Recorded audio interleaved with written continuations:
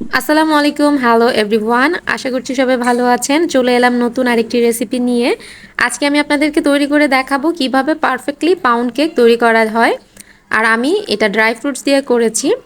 আশা করছি মেজারমেন্ট ঠিক রেখে আপনারা করলেও পারফেক্ট একটি পাউন্ড কেক পেতে পারেন।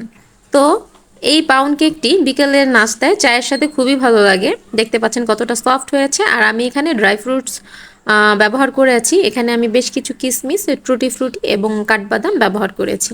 আপনারা চাইলে এটা বাদেও করতে পারেন। তো কথা না বলে চলে যাব মূল প্রণালীতে। প্রথমে আমি একটি বাটিতে নিয়ে নিব 1/3 কাপ পরিমাণে আর ময়দা। এখানে আমি 2/3 কাপ পরিমাণে দিয়েছি। 1/3 কাপ থেকে মানে দিয়ে দুইবারে নিয়ে নিয়েছি, তাহলেই 2/3 কাপ হয়ে যায়।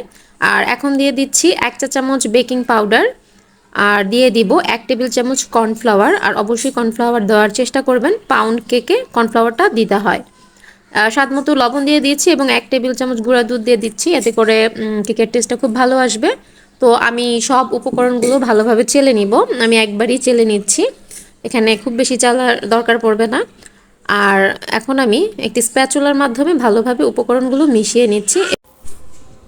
মিশানো হয়ে গেলে বাটিটি আমি এক সাইড করে রেখে অন্য একটি পাত্রে আমি দুটি রুম টেম্পারেচারের ডিম নিয়ে নিয়েছি। ফ্রিজে যদি ডিম থেকে থাকে তাহলে 1 ঘন্টা আগে নামিয়ে নিতে হবে। এখন দিয়ে দিচ্ছি 1/2 কাপ পরিমাণের চিনি।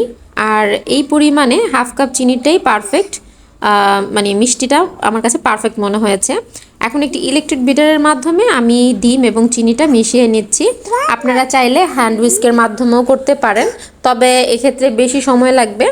তো যখন চিনিটা গলে যাবে এবং ডিমের কালারটা সাদা হয়ে আসবে, তখনই বুঝে নিতে হবে বিট করা হয়ে গেছে। এখন আমি এখানে দিয়ে দিচ্ছি 1 চা চামচ ভ্যানিলা এসেন্স, এতে খুব সুন্দর একটি ফ্লেভার আসবে। তো এসেন্স দেওয়ার পর আমি আরও 30 সেকেন্ডের মতো বিট করে নিব। আর এখন আমি দিয়ে দিচ্ছি 1/4 কাপ পরিমাণের সয়াবিন তেল। তেলটা দিলে কেকটা খেতে ড্রাই লাগে না এবং খেতেও অনেক ভালো লাগে। তো তেল দেওয়ার পর আমি প্রায় 10 থেকে 15 সেকেন্ড আরও বিট করে নিব। এই ফাঁকে ছোট্ট একটি কথা বলে নিচ্ছি, যারা নতুন আমার ভিডিওটি দেখছেন তাদের কাছে যদি মনে হয় যে ভিডিওটি কিছুটা উপকারে এসেছে, কাইন্ডলি ভিডিওতে লাইক করে আমার চ্যানেলটি সাবস্ক্রাইব করে আমার পাশেই থাকবেন। আর যারা ফেসবুক থেকে দেখছেন তারা কাইন্ডলি আমার পেজটি ফলো দিয়ে রাখবেন এবং ভিডিওটি শেয়ার করবেন। তো আমি কিছু ড্রাই ফ্রুটের সাথে শুকনো উপকরণ মিশিয়ে রেখেছি, এতে করে খুব সুন্দরভাবে সেট হবে।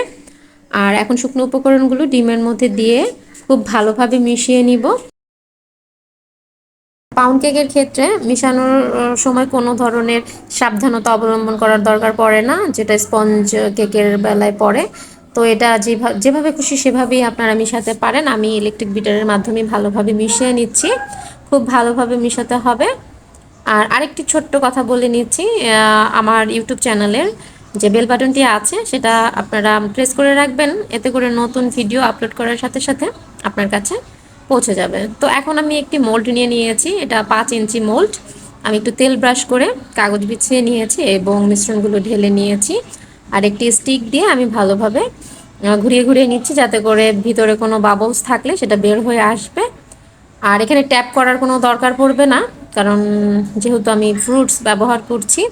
আমি এখন টুটি ফ্রুটি, বেশ কিছু কাঠবাদাম এবং কিশমিশ দিয়ে দিচ্ছি। আর আমার হাতটা ভিজিয়ে পানিতে মানে ভিজিয়ে আমি একটু দাগ কেটে দিচ্ছি পাউন্ড কেকের যে একটা মাঝখান বরাবর যে দাগ দেখা যায় সেটার জন্যই। আর এদিকে আমি চুলায় প্রিহিট করে রেখেছি যে পাত্রে আমি বেক করেছি, এটা আমি 10 মিনিট মিডিয়াম আঁচে বেক করে, তো এখন আমি লো থেকে একটু বাড়িয়ে প্রায় 40 মিনিটের মতো বেক করে নিয়েছি। দেখতে পাচ্ছেন খুব সুন্দরভাবে বেকড হয়ে গেছে। তো যখন একটু ঠান্ডা হয়ে গেছে তখন আমি ছুরি দিয়ে চারপাশ ছাড়িয়ে নিচ্ছি এবং এখন আমি এটা মোল্ড আউট করে আপনাদের দেখাচ্ছি।